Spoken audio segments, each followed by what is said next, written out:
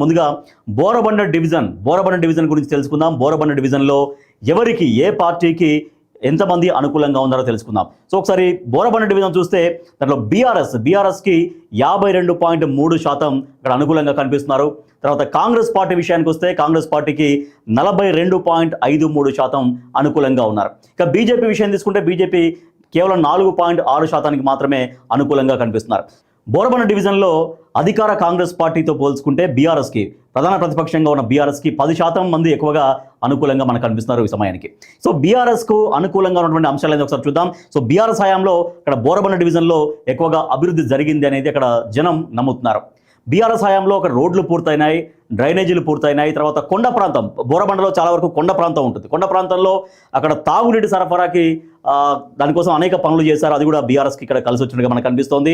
ఇక ఎన్నికల సమయం కావడంతోనే ఇప్పుడు అక్కడ రోడ్డు రిపేర్ చేస్తారు కాంగ్రెస్ ప్రభుత్వం అనే ఆలోచనలో ఉన్నారు. సో కేవలం ఎన్నికలు దృష్టిలో పెట్టుకునే ఇక్కడ రోడ్లు బాగు చేసే కార్యక్రమం చేస్తున్నటువంటి ఒక ప్రజలు కాంగ్రెస్ పార్టీ విషయంలో ఆలోచిస్తున్నారు. కానీ గత బీఆర్ఎస్ ప్రభుత్వ హయాంలో బోరబండ డివిజన్లో చాలా వరకు సమస్యలు పరిష్కారం అయ్యాయి అనేది అక్కడ జనం నమ్ముతున్నటువంటి విషయం. ఇక మాగంటి గోపీనాథ్ అక్కడ వరుసగా అక్కడ ఎమ్మెల్యేగా ఉన్నారు కాబట్టి ఆయన హయాంలో చేపట్టినటువంటి అభివృద్ధి పనులు, ఆయనకు ఉన్నటువంటి మంచి పేరు కూడా అక్కడ బీఆర్ఎస్కు అనుకూల అంశాలుగా మనకు కనిపిస్తున్నాయి. కాంగ్రెస్ సంక్షేమ పథకాల అమలులో చాలా వరకు లోపాలు కనిపిస్తున్నాయి. అంటే సంక్షేమ విషయంలో పెన్షన్స్ కావచ్చు, ఇంకా రకరకాల ప్రభుత్వం నుంచి ఏవైతే కార్యక్రమాలు ఉంటాయో ఆ అమలు సరిగ్గా జరగకపోవడం కూడా అక్కడ కాంగ్రెస్ పార్టీకి మైనస్గా ఉంది. అది బీఆర్ఎస్కు కలిసి వచ్చేటువంటి అంశం. ఇక గ్యాస్ సబ్సిడీ కూడా సరిగ్గా రావడం లేదన్నటువంటి ఆరోపణలు కూడా ఉన్నాయి. సో ఇవన్నీ కూడా బీఆర్ఎస్కి అనుకూలంగా కలిసి వచ్చేటువంటి అంశాలు. ఇక కాంగ్రెస్కు అనుకూలంగా ఏం అంశాలు ఉన్నాయో చూద్దాం. ఈ బోరబండ డివిజన్లో నవీన్ యాదవ్, అభ్యర్థిగా ఉన్నటువంటి నవీన్ యాదవ్కి వ్యక్తిగతంగా ఉన్నటువంటి ఆదరణ ఒకటైతే, బోరబండ డివిజన్ ప్రజలతో ఆయన నిత్యం అందుబాటులో ఉంటారు.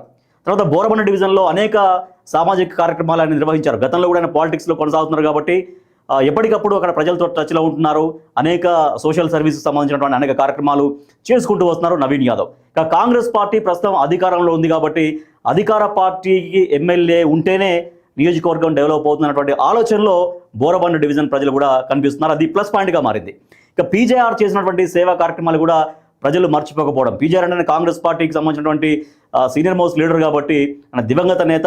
కాంగ్రెస్ హయాంలో ఆయన ఉన్నప్పుడు చేసినటువంటి ఆ మంచి పనుల్ని బోరబండ డివిజన్లో ఇంకా జనం గుర్తు చేసుకుంటున్నారు. ఇక కాంగ్రెస్ ప్రభుత్వంలో కొత్తగా రేషన్ కార్డులు జారీ కావడం కూడా అక్కడ బోరబండ డివిజన్లో కాంగ్రెస్కి అనుకూలించేటువంటి అంశాలుగా మనకు కనిపిస్తున్నాయి. సో ఓవరాల్గా బోరబండ డివిజన్లో ఇప్పటిదాకా అయితే కాంగ్రెస్తో పోల్చుకుంటే బీఆర్ఎస్ఏ లీడ్లో కనిపిస్తోంది.